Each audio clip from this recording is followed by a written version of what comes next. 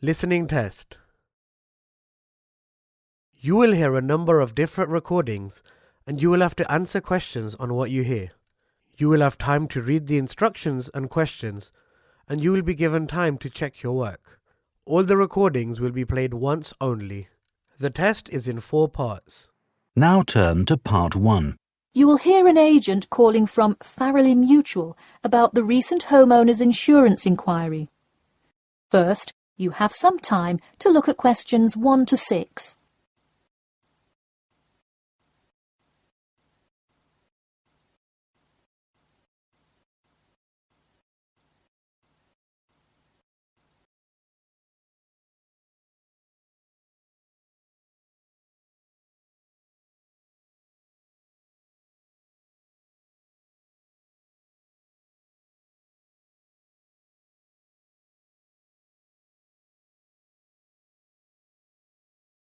You will see that there is an example which has been done for you.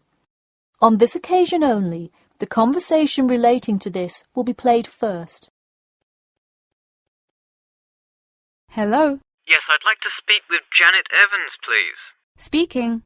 Hi, Miss Evans. This is Jim Rodriguez, calling from Farrelly Mutual about your recent homeowners insurance inquiry. The man says that he'd like to speak with Janet Evans. So, Janet Evans has been written in the space. Now we shall begin. You should answer the questions as you listen, because you will not hear the recording a second time. Listen carefully and answer questions 1 to 6. Hello. Yes, I'd like to speak with Janet Evans, please. Speaking. Hi, Miss Evans. This is Jim Rodriguez, calling from Farrelly Mutual about your recent homeowners insurance inquiry. Yes, hi. Thanks for returning my call. My pleasure. I understand you are potentially interested in insurance for a bungalow located a bit out of town. Could you give me the address? Sure, it's 49 Greenway Court. Greenway is one word. Thank you. All right, and would you prefer to be contacted via email or phone? Either one is fine. Maybe try emailing me first, and as an alternative, I can give you my phone number. Great, and what is your email address? pk2@cat.com. Did you say cat as in the animal? Yes, it is the acronym for the construction company I work for. I'm sure you've seen them around. Yes, I have, and could you give me your primary phone number and the best time to reach you? Sure, the number is 020-4251-9443. I am generally unable to answer my phone at work, but any time after 5:30 p.m. is fine. I will make a note of that here. Now, I'm going to ask you a little bit about property itself, so we can make an accurate estimate of the cost of insuring your home. Could you tell me the size of your house? Well, I don't have the exact measurements, but I'm pretty sure it's right around 80 square meters. Should I measure it and call you back later? No, that's completely all right. I'll write 80 square meters for now to get the estimate, and then an agent will come get the exact measurements later on if you decide to purchase our insurance. Okay, great. And what material is your house made of? For example, wood, brick, stucco? It's mainly brick. Great. That will give you a lower rate than most of the materials, since it is so strong. Wonderful. And do you have any sort of home security, Miss Evans? We don't have a fence or anything yet, but we have an alarm system that we use regularly. Good. Before you hear the rest of the conversation, you have some time to look at questions 7 to 10.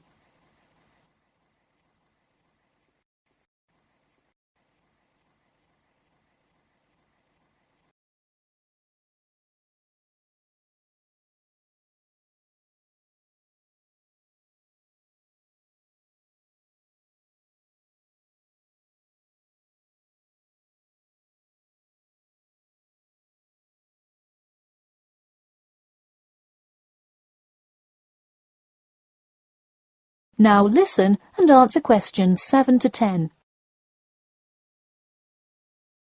Now I'll go through a number of things we offer coverage for, and I'd like you to tell me which items you want your policy to cover.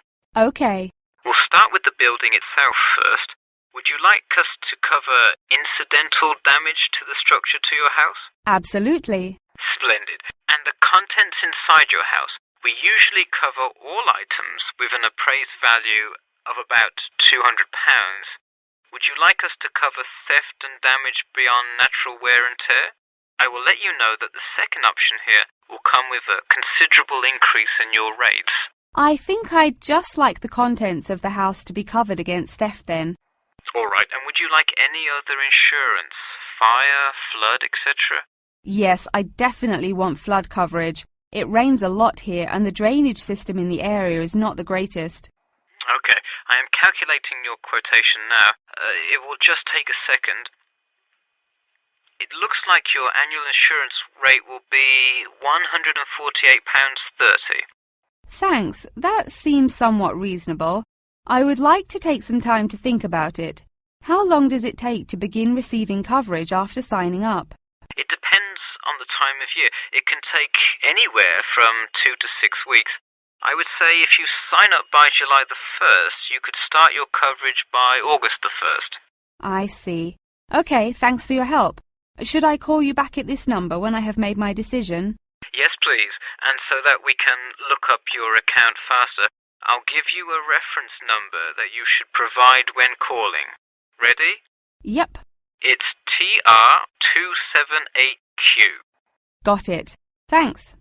Thank you, and have a nice day.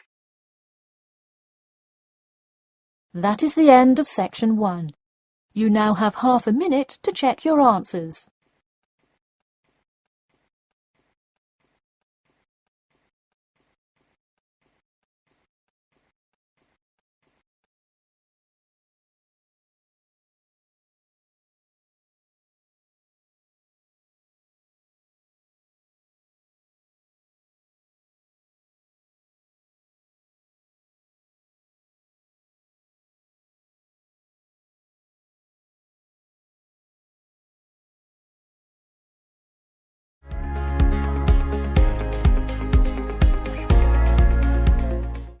Part 2. You will hear a talk about a pool and outdoor venue created by some people. First, you have some time to look at questions 11 to 14.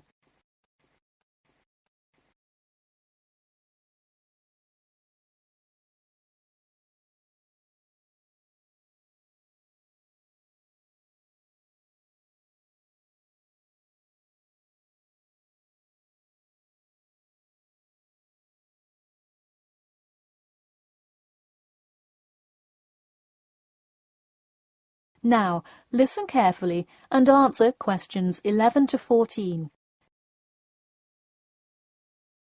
Hey, if you're just joining us on WKPX The Sound, welcome. We're here in the studio with Matt and Cam in the morning, and this morning we're talking about keeping the kids occupied on summer vacation. Folks, there's a new kid in town in the world of summer fun. Get ready for the Pool of the People, a pool and outdoor venue created by, that's right, the people. Scheduled to open in November, the ideas for everything from the design of the pool right down to the items sold in the snack bar have been decided upon by a sample of 1,050 members of the public. The public selected 2 top proposals from over a dozen created by renowned architect Ned Mosby, and the final design is truly something else. The pool is shaped like a fishbowl, sinking down into the ground. And there's, you guessed it, a real live fish tank in the center. It's certainly the center of attention in the Bridgewater area. Now, you are probably wondering how much an extravagance like this must cost, right? Well, have no fear. At just £15 for adults and £10 for kids, it's an affordable way to entertain the kids in those dog days of summer. The only problem now is the possibility that it will in fact become too popular. The pool is only so large, so swarms of people coming to enjoy it may cause quite a crowd in its first summer of opening. There will be an opening party for a select audience, and in line with the pool's mission, the people have decided on all the arrangements. They collectively decided on actress Rebel Wilson to host in the festivities scheduled for later this month, and even dictated the playlist by ranking their top 10 songs from a list of hundreds. There is some discrepancy, however, on the sculpture design for the foyer at the entrance. The people elected a jellyfish sculpture to greet entering visitors, but given last week's vicious attack by a box jellyfish on a local youth, coordinators fear it will bring too much fear to patrons. Before you hear the rest of the talk, you have some time to look at questions 15 to 20.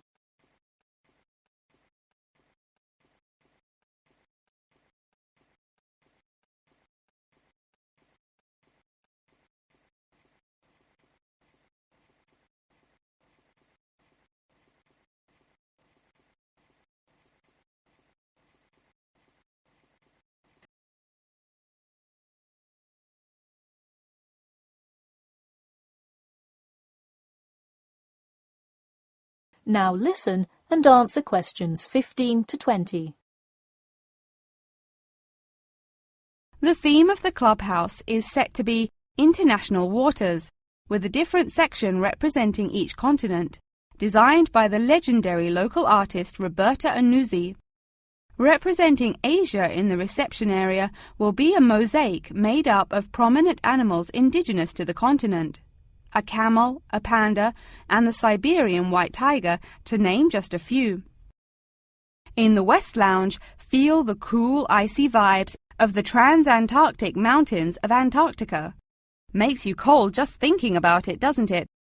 Just seeing a wall with a mural of the glacial mountains is almost enough to cool you off on a December afternoon. Almost.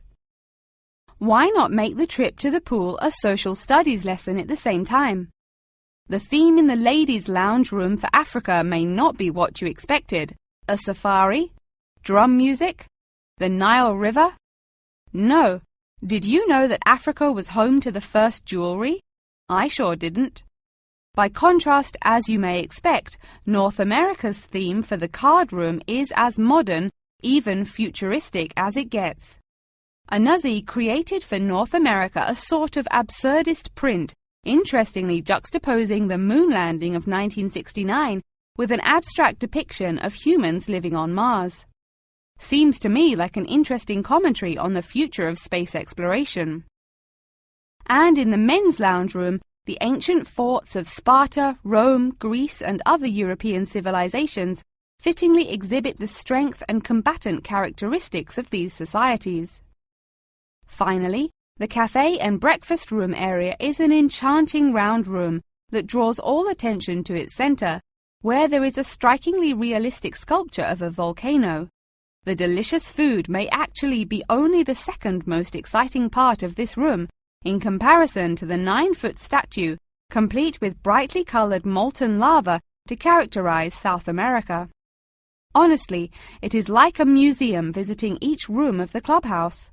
Why not make the trip to the pool an educational one for the kids? We're going to take a quick commercial break here at WKPX, but we'll be back in 10 with more on what's touted to be the summer's hottest place to beat the heat. That is the end of section 2. You now have half a minute to check your answers.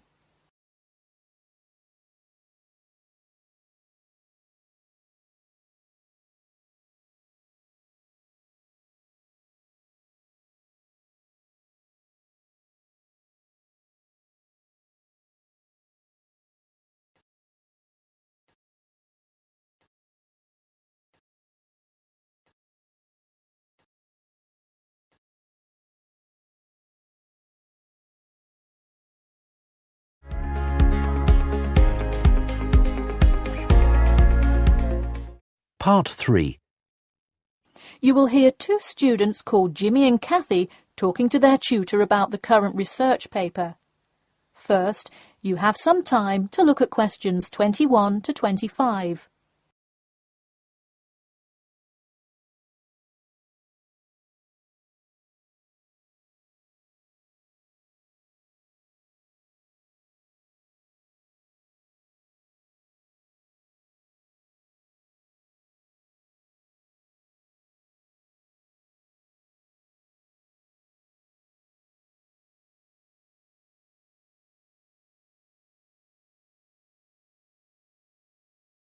Now, listen carefully and answer questions 21 to 25.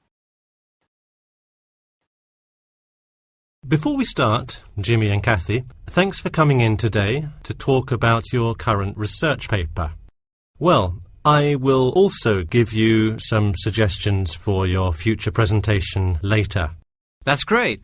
OK, I've read the introductory chapter, and so far I like where you're going with your research, you two.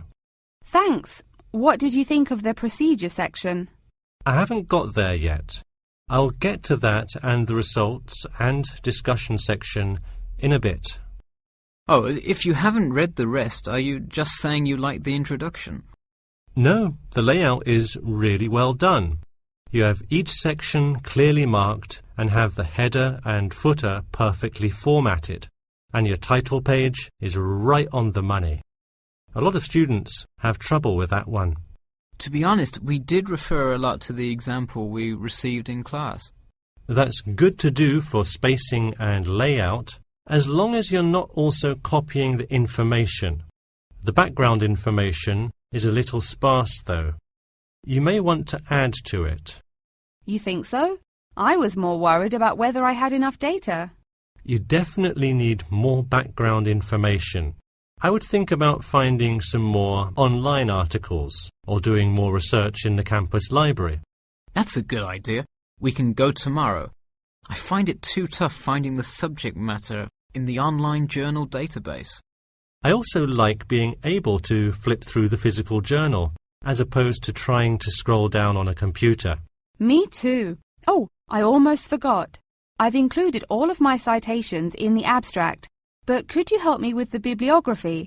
I should be using a bibliography, right? Not an appendix. Sure, I can help with that. Yes, for this type of scientific research paper, list all sources that you cite in the body of your paper in a bibliography. Go to the website I gave you last time to see the exact way to list each source. Okay, thanks. I'll do that. We still have a lot of things to fix up. Yeah, but there's a lot of good stuff here to work with. So enough about the paper. How is the presentation going? Well, it's all right. I'm going to go try out the new presentation software while Jimmy's working on the bibliography. Yeah, we are hoping to make an animation of an actual pump, but still have a lot to learn about how to do that. Before you hear the rest of the talk, you have some time to look at questions 26 to 30.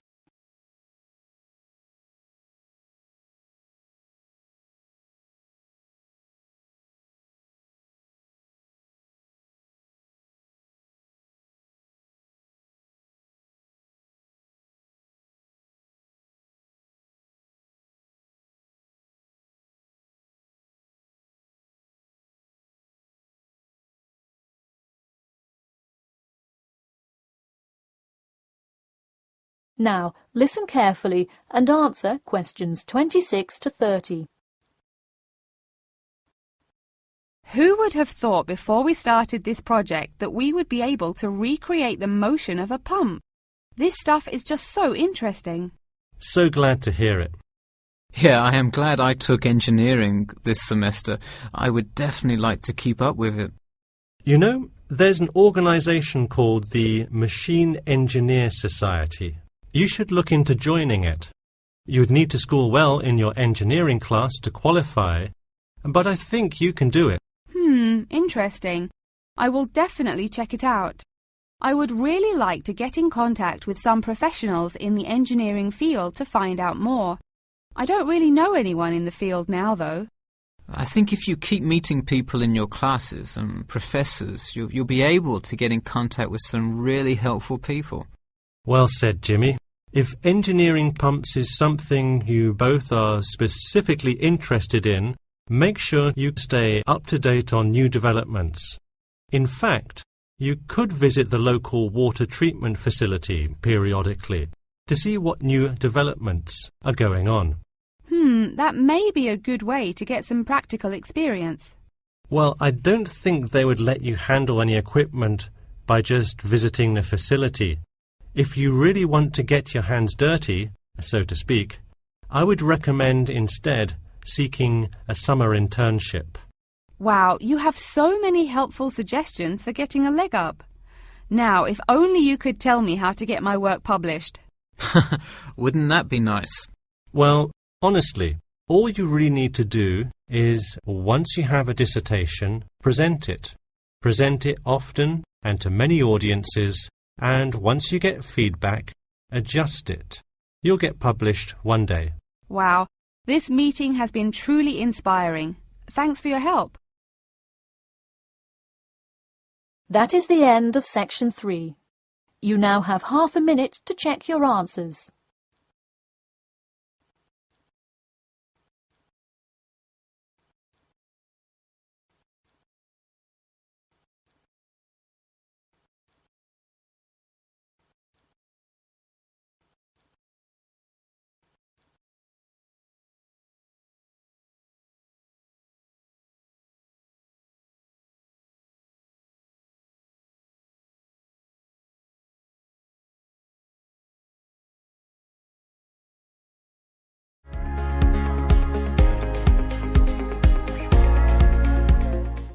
Part 4.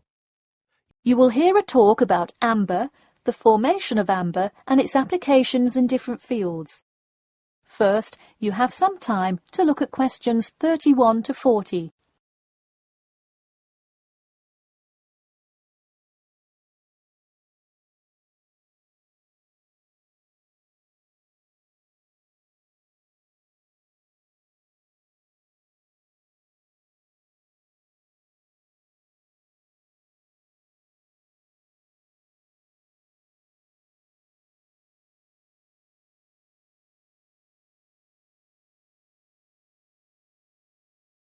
Now, listen carefully and answer questions 31 to 40. Tonight I'm going to present an overview of the research on amber. Okay, I'll start by giving a brief introduction about amber, then talk about the formation of amber, and then describe amber's applications in different fields. First of all, what is amber? Amber is not a stone, but is ancient fossilized tree resin, which is the semi-solid amorphous organic substance secreted in pockets and canals through epithelial cells of the plant. And why is resin produced? Although there are contrasting views as to why resin is produced, it is a plant's protection mechanism. The resin may be produced to protect the tree from disease and injury inflicted by insects and fungi. Amber occurs in a range of different colors. Besides the usual yellow, orange and brown, other uncommon colors are also associated with it. Interestingly, blue amber, the rarest Dominican amber, is highly sought after. It's only found in Santiago, Dominican Republic. There are several theories about what causes the blue color in amber. The most common one links it to the occurrence of volcanic dust that was present when the resin was first pressed out from Hymnaea protera millions of years ago. At this point, you might be curious about how amber is formed. Molecular polymerization resulting from high pressures and temperatures produced by overlying sediment transforms the resin first into copal. Sustained heat and pressure drives off terpenes and results in the formation of amber. Copal, that I've just mentioned, is also a tree resin, but it hasn't fully fossilized to amber. More generally, the term copal describes resinous substances in an intermediate stage of polymerization and hardening between gummier resins and amber.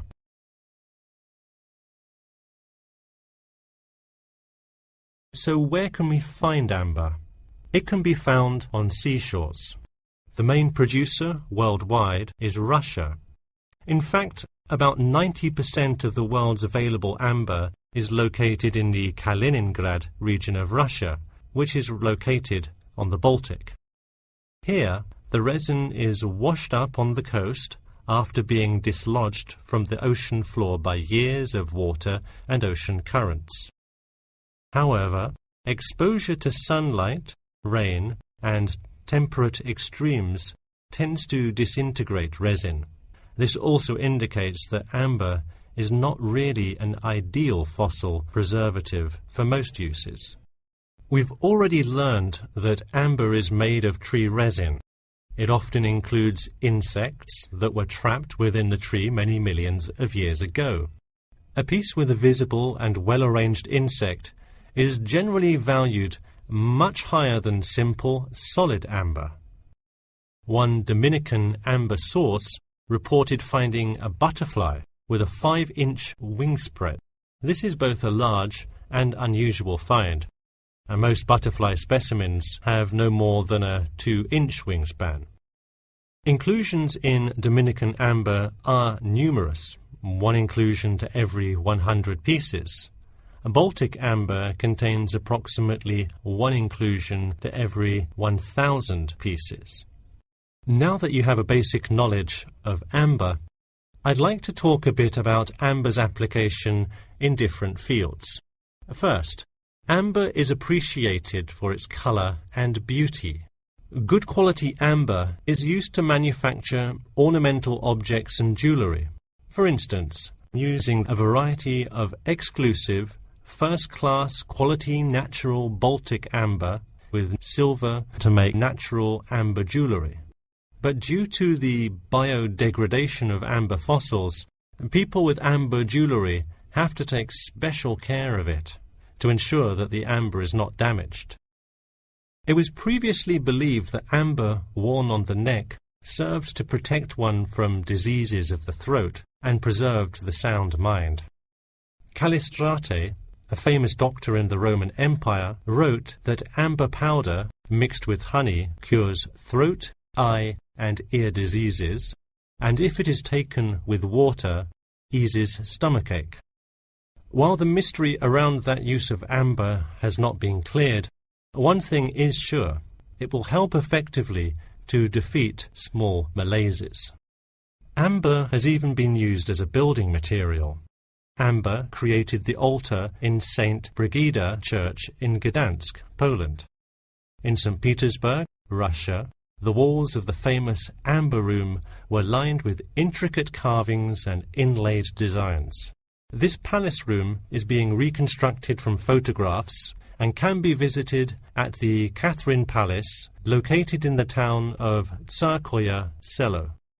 And finally, the fourth use of amber is that... That is the end of part 4. You now have half a minute to check your answers.